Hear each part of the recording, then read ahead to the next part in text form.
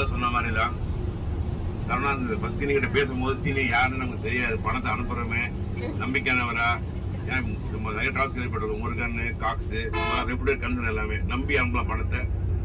நீங்க உண்மையான பயந்து ஃபர்ஸ்ட் ஒன்னா கமிச்சும் போது டிக்கெட்டு வரவே இல்லை. எனக்கு முதல் 2 நாள் வரல. ஃபோன் பண்ணி கேட்டேன் உங்ககிட்ட, இல்லைங்க வந்துருங்க அப்படிங்க.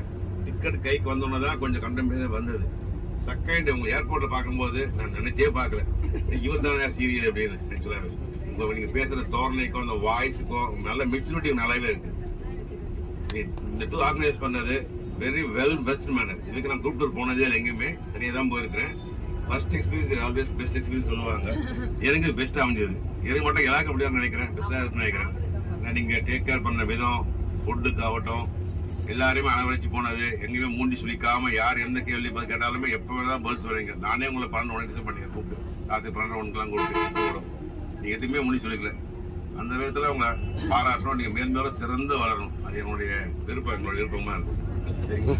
ஃபர்ஸ்ட் எக்ஸ்பீரியன்ஸ் சொல்றதுக்கு எதுவுமே இல்லை.